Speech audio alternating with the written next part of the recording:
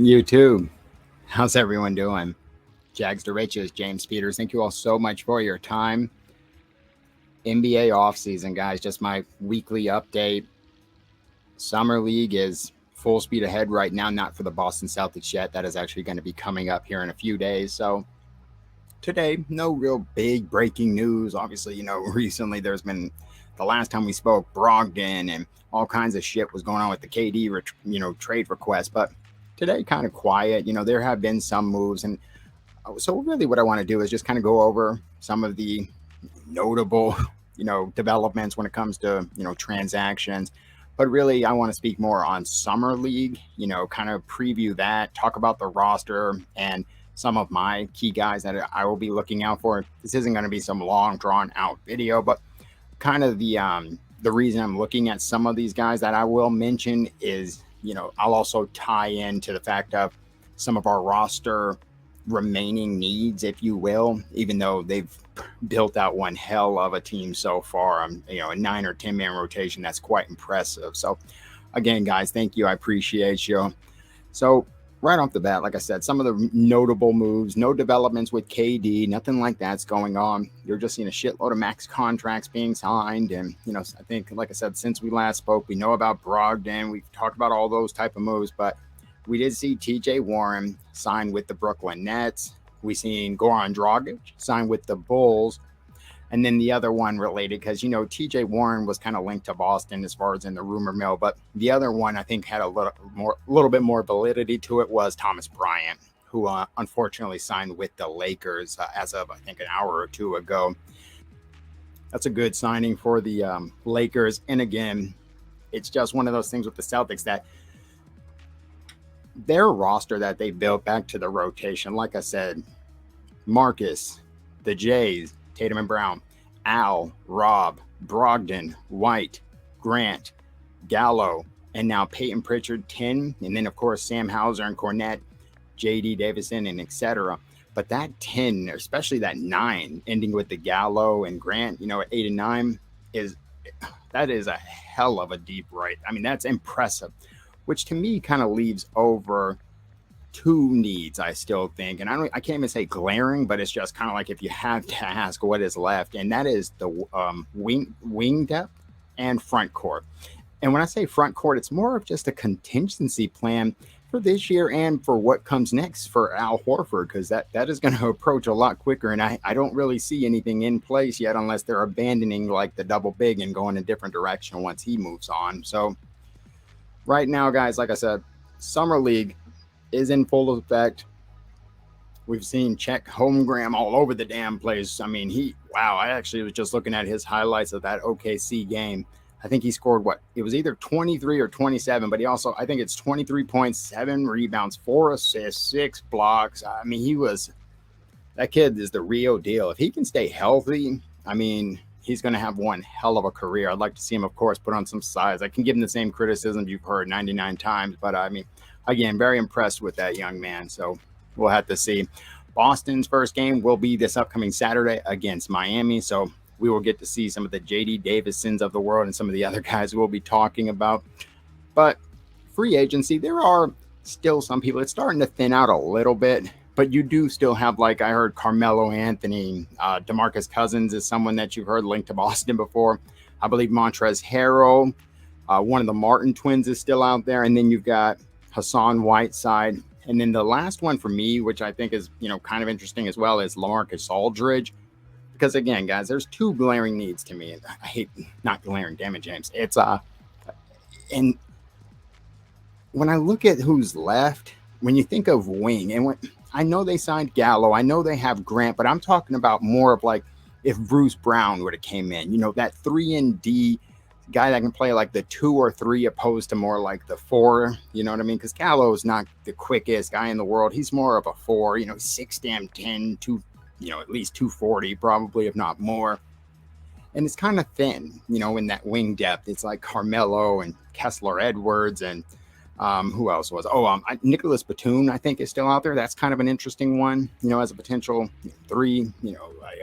Last I checked, he was doing well out in LA as far as like in a 3-and-D role. But that damn team is so deep now that I wouldn't be surprised if he moves on, and that could be an interesting one. But the other one being the front court and just the depth overall, and that is simply based on the fact that after the Tice trade, bringing in Malcolm Brogdon, which again was a home run, we've all talked about that, but Tyson Neesmith were at the front of that.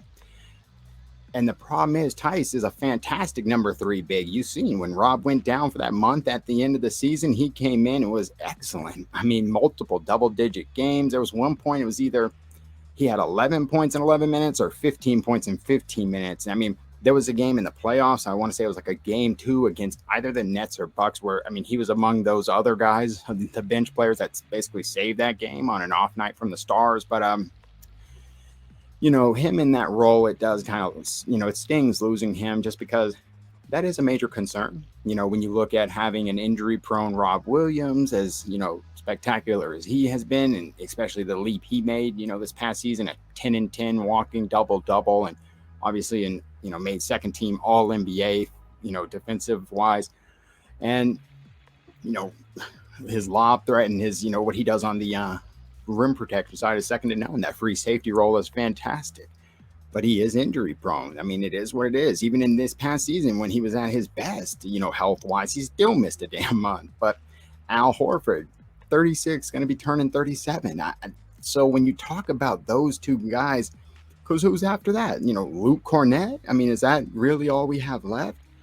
Unless I'm missing somebody, you kind of see where I'm going with it. So the other one to me is LaMarcus Aldridge. And this isn't like a contingency plan. This is just a short-term plan for this year to just provide some additional, depth. This gives them some options to potentially go with.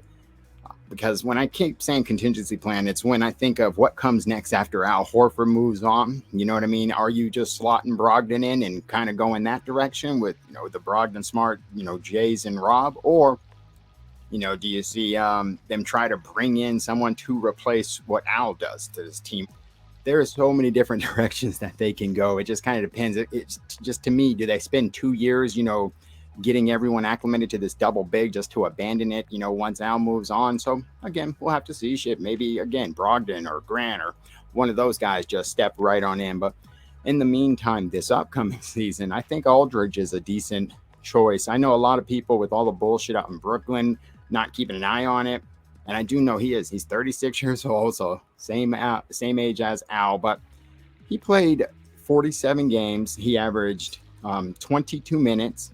And this is off the bench. He averaged 13 and 6, right? So, I mean, off the bench, 20 minutes a game and averaged 13 points and nearly 6 rebounds is a guy who has had success as a, shooting, stretching the floor out, one of the best, fades in that mid-range game. His mid-range game is as good as it's. So I'm kind of intrigued by that. And also just because of this is someone that I remember when he actually retired because of everything going on with his medical conditions. I remember saying when we signed Ime, I mean, I was like, I'm calling it now. LaMarcus Aldridge is going to come out of retirement and he's joining the Boston Celtics. I mean, as you can see, guys, this is a year ago, literally July 31st, 21. And I was so sure. And then not even that much later, it's announced that his ass is coming out of retirement. My mind was blown. I was like, he's coming. And then, of course, he just rejoined the Nets. But again, it's still, for all those points I mentioned, it's him and Ime Udoka, they actually played together in Portland. Ime took him under his wings when Aldridge was drafted. Then he coached him in the Spurs. He was the reason Aldridge went to San Antonio. Aldridge went to the Nets. Guess why? Because Ime was the assistant there. So it just kind of makes sense that if that's something that I think Brad and them wanted to pursue, they could potentially look. And then another one, DeMarcus Cousins, I think is somebody to potentially look. Who knows? Maybe that just gives you some options. Aldridge or Cousins with Cornett. And then we'll kind of get to some of the other bigs as we transition over to the Summer League. And like I said, guys, the schedule has been announced. I'm going to go ahead and actually share my screen here so we can get up the roster itself. But as you all know, last year, extremely successful. Peyton Pritchard lit it up. We unfortunately lost in the finals to off night and the Sacramento Kings. But as you see right here, I've got the schedule. It's going to be going at the ticker at the base here. But Saturday, July 9th versus the Miami Heat, 5:30 p.m. Following that up, shout out to NBC Sports Boston, by the way.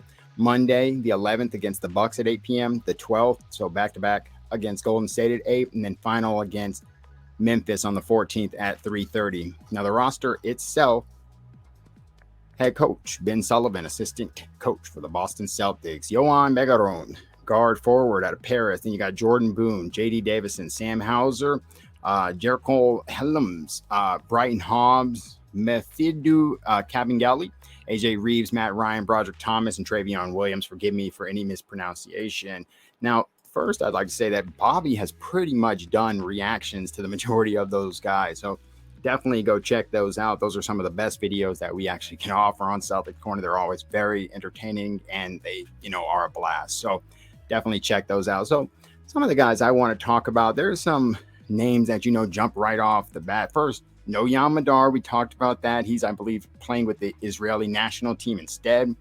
So a little disappointing. I know a lot of people wanted to see him.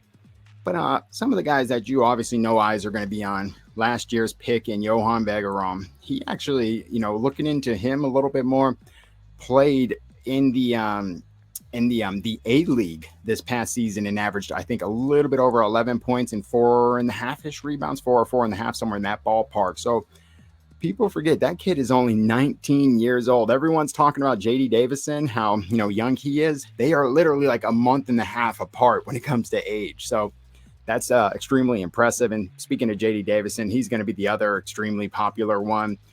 Alabama point guard, 6'3", $195, averaged, I think, right under like in the 9-point-ish area, 4 rebounds, maybe 2 or 3 assists. Apologies, I don't have that in front of me, but explosive, raw. Like I said, was in high school a year ago, but it's definitely a project and something. Like I said, both of these kids are 19 years old, so future is extremely bright. And when you throw in Yam Madar, another really young, up-and-coming, player overseas, it'd be very intriguing. I would not be surprised if one of those 3 guys ends up, becoming quite a key member at some point. Because you got to think, 5 years from now, all those guys, they'll be 24. Like, come on, man.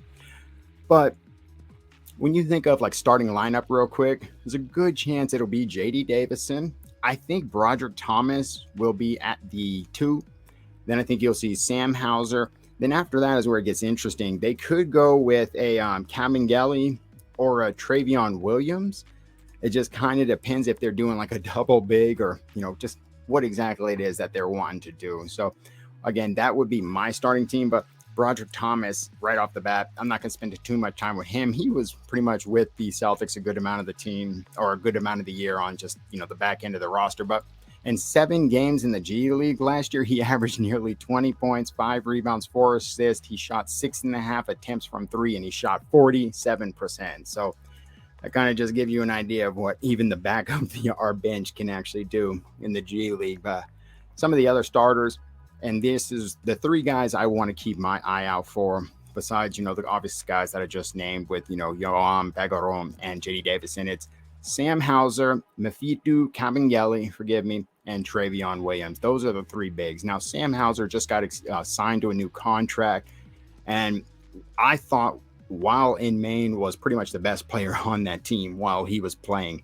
Now, he's a 6'7", 6'8", 220-pound guy. I mean, you could say 3 or 4, and those games in Maine, he averaged 17 points, 5 rebounds, 2 assists, and he shot 44% from 3 on 9 attempts. So again, he's somebody that the Boston Celtics see something in, and I'm very intrigued to see what comes next for Sam. I'm a big fan of him. I like what I've seen in those moments, when he's had some opportunities. He looks like a guy that can just, if he stays the current course, he might turn out to be pretty damn good. And I expect him to be, he'll never be a Tatum. He'll never be even maybe a starter, but I do think that he could eventually work his way. I mean, he's another one who's only 20, just turned 24 or whatever it is. He's another one that can work his way into a solid, rotation spot, maybe kind of like where where Gallo and Pritchard and those guys are kind of hanging out right now in the 9-10 spot. You know, a strong forward that can shoot it like at a high clip. I mean, we'll have to see, but I'm a big fan of Sam Hauser, and I expect him to do excellent in the summer league this year. But my other two guys, Travion Williams and Kabengele, why are these my two to watch out for? Well, shit, did we not just spend a good amount of time talking about the front court?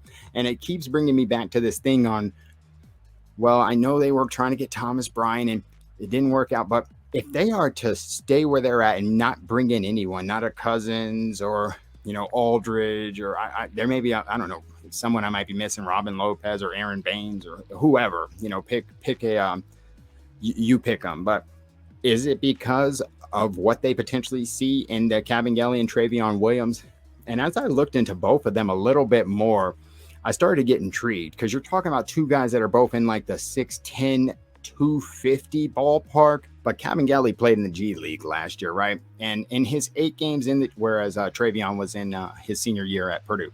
Now, Kabengele in the G League, he would average 30 minutes and averaged 17.5 points, 10.5 rebounds, and was an absolute force, like on the defensive and offensive rebounding. And he almost averaged as many offensive rebounds as defensive rebounds. 4.8 offensive, 5.9 defensive. That is incredible, you know. And then when you look at Travion Williams, like I said, he is a guy spent 4 years at Purdue, and it was his junior year, which was more of his breakout year. A lot of people thought he should have declared at that point, where he averaged nearly 16 points, 10 rebounds, 2.5 assists. But he would come back for a senior year, and which he would average 12 points, 7.5 rebounds, 3 assists. Sophomore year, averaged nearly 12, 7. So he is a guy that is considered arguably the best passing big in all of college. Like that is obviously, you know, debatable, but when I watched his highlights and seen just some of the passing and the crafty and the vision, wow. His offensive game is very impressive. Like, it is the defensive end is where the concerns are with him. And then when you look at Kabengele, he actually can stretch the 4, whereas Travion didn't shoot as many. He's not like the 3-point shooter, but there's times where Kabengele can actually, you know, stretch it out and knock down the 3. Both of these guys are extremely intriguing, and both of them are going to be two of the guys I closely watch, you know, moving forward through Summer League. So again, guys, first game is going to be this upcoming Saturday, July 9th at 5:30 against Miami. We are officially over 9K on Celtics Corner. I think we're at like 9.1 or 2. And on my Jags channel, we are now over 500. A lot of people know my goals where I wanted to get the Jags channel to at least 1K and the Celtics Corner to 10K going into the next upcoming season. You know, still got a lot of work to do, but I think it is still, you know, you're talking about, you know, 3 months from now. I do believe that it is, you know, something that we can achieve as long as we continue to work and have the support from the incredible people like you all. Again, thank you all so much. I appreciate it more than you know. We've actually been doing some TikTok shorts that have been going crazy. They're vicious over there on TikTok, man. I got to stay off of those comment sections. But again, we're actually doing some really cool and fun things over there. So definitely check those out when you get a chance. And yeah, let me know in the comment section who some of the guys that you all are looking for. Is there any other moves? I mean, is the hidden gem that the Celtics are missing, is he in the Summer League roster? Is that why they haven't signed anyone else? Or is there still a free agent that you got your eyes on? Yeah, just let us know below, guys. And otherwise, thank you so much. You have an excellent conclusion to your day. Take care.